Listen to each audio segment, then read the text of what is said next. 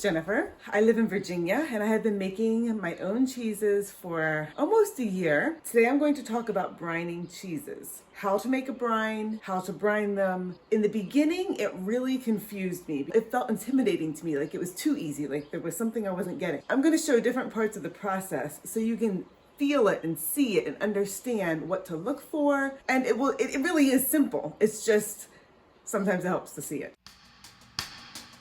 To make a brine, this is all that you need. You need 1 gallon of water, and it's already warm tap water. You need salt. I buy the coarse kosher salt, non-iodized, and calcium chloride solution that I have made, and I will show you how that is made eventually, and white vinegar. Mix everything together right off the bat.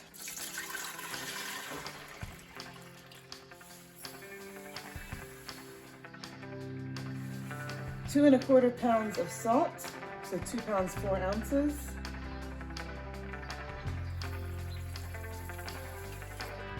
Tablespoon of calcium chloride.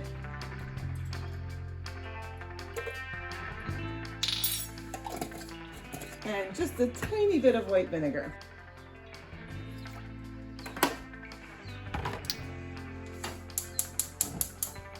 You just want to heat it so that all the salt dissolves. So right now, lots of salt in here. It's only been a couple minutes and already it's dissolving quite a bit. There's not much left on the bottom. I'm gonna call it good. Just a little bit of grittiness, but it is mostly all incorporated. There are different ways to get salt into a cheese. Sometimes it is milled into the curds prior to pressing, and other times it is pressed and then it is added either by putting salt on the outside of the cheese, like letting it sit on top and flipping it and just adding more salt as you go.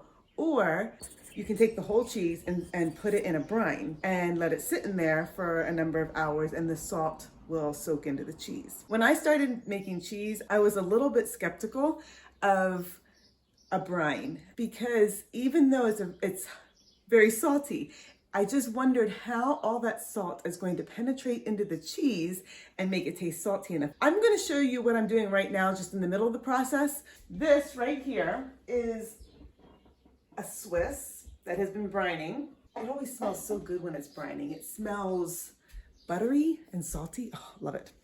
So this is the Swiss, and you can see the salt sitting on top. It is floating, boom, like that. And it's right at the surface of the brine, so it's staying there. This is the jar that the brine was in before, and I had made it 5/2/22. So it's fairly fresh. Once I'm done with this, I will pour the brine back into here. You can see all the salt that was left in the bottom of it. You always want some salt in the bottom of your solution because it means it's saturated and it needs to be like all the salt that you can possibly get into the water is packed into the water. Excess salt is a good sign. If there's no excess salt, add more. Recipes will often say that you are supposed to brine them for 6 hours or brine them for 12 hours or 24, whatever. I don't pay attention to that anymore. What I pay attention to is the weight of the cheese and whether or not it's hard or soft. So what I do is I take my cheese after it's been pressed. If I have any question as to, like it seems extra small or extra big or whatever, I will weigh it. But generally I think, oh, this cheese is like 5 or 6 pounds, somewhere in there. And then I brine it for 4 to 5 hours per pound. If I think this cheese is probably 5 pounds, I will brine it for 20 to 25 hours. You can brine it longer. It's not going to hurt it. If your cheeses have enough salt, they are less inclined to be bitter. So going a little more with the salt is going to be fine. And I don't know that you can add too much salt. At least I haven't done it yet. Maybe you can. When you're brining your cheeses and you put salt on the top of them, that's protecting the top, and I flip partway through. Some people don't even flip it. Some people just set it in, put the salt on the top, downpour. I put the salt on the top and just let it go. I still flip it and salt the other side partway through just to be on the safe side, but you do not need to get up in the middle of the night. If you're brining for 24 hours and your midpoint is like 2 a.m., don't get up. Just flip it before you go to bed or after, or do whatever you want. Like, it's fine. And you can flip it multiple times. You can put it in, brine it for 6 hours, flip it, salt the other side, brine it for 6 hours, flip it, salt it again. You're just gonna get a buildup of salt on the bottom. It's gonna be fine. It's fine. So you can see all this salt, and as it's been this pot has been pushed around the table, it laps up on the edge. That's fine. So I just kind of boink it down, and the salt washes off, and pick it up. In the brine, they will kind of expand a little bit. They sometimes puff up, and they definitely feel heavy. So as this air dries on the mat over the next day or two, it will lose some of its weight. So I don't weigh them at this point. Some of this is going to disappear, but I weigh them right before I vac pack them. There's still salt on it, does not matter.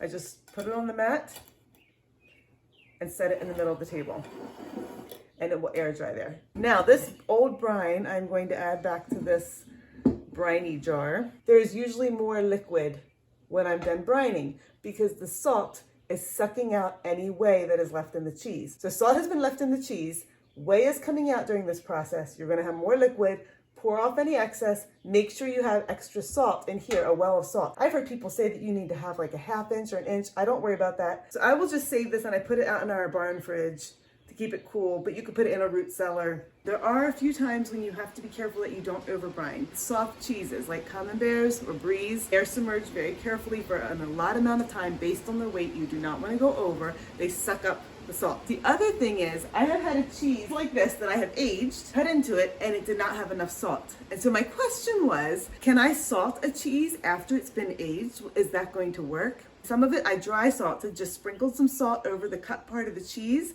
and let it sit out for a couple days. And for another chunk of it, I submerged it in a brine. That cheese got salty very fast. So when cheeses don't have the rind on them, they've just been pressed, they've been cut into or aged and then cut into, the salt is going to be absorbed quickly. So in those cases, be careful. Now that the stove is off, it is clear and you can see the bit of salt on the bottom, which I'm not worried about. It may absorb in a little bit, or maybe that's just the excess. That means this is totally a saturated brine.